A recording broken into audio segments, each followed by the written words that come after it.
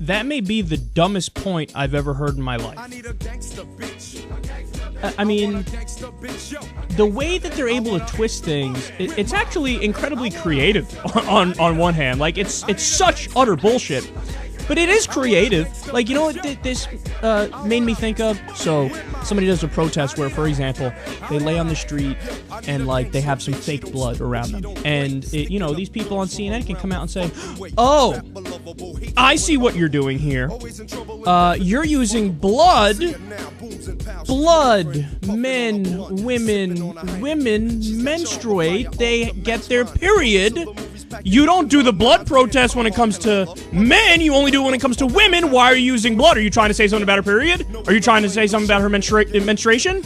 I think you're sexist for doing this. Look at what you're doing. Oh my god, this is so sexist. You're using blood. Obviously, you're referring to periods, and she has one, and the other people don't. He literally is the most liberal senator in the Senate, and you're gonna strawman him and smear him and call him sexist because he and his people dare to do substantive protests against her. So ironically, he's guilty of what he's accusing the liberals of being guilty of, because you're the one that is arguing for, well, maybe you shouldn't attack her when she raises money and when she flip-flops and when she lies, because she's a woman.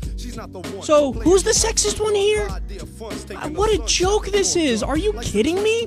So, in one fell swoop, he took all of the policy substance reasons why people are against Hillary Clinton and for Bernie Sanders, brushed them aside and said, sexism. It's just gotta be sexism. It's sexism. All of that is completely and utterly made up. How about, instead of straw-manning progressives and liberals and putting in their head what you want them to believe, you listen to what they're actually fucking saying. We can give you so many specific policy substance reasons, and their only rebuttal, because they can't respond to that, they can't respond to it because we're right, we're more liberal on these issues. What do? They pivot, they deflect, and they say, sexist. You must be sexist because she's a woman. Well, if you're saying that she should get a special pass because she's a woman, so you're not allowed to disagree with her for policy substance reasons, then again, ironically, you would be the sexist one. Because you're not in favor of equality. You're not in favor of equality. You're in favor of special rights for her as a woman to be above criticism when it comes to horrific votes like the Iraq War vote, the Patriot Act vote, her stance on the various outsourcing deals. You're saying, no, you can't treat her the same as you would treat a man.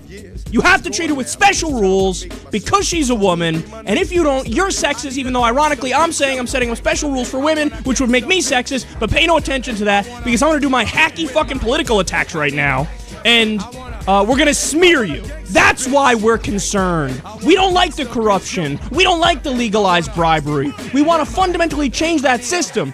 One candidate is promising to do that. The other one is not promising at all to do that. And in fact, when you bring it up, the counter argument is sexist. Beyond pathetic.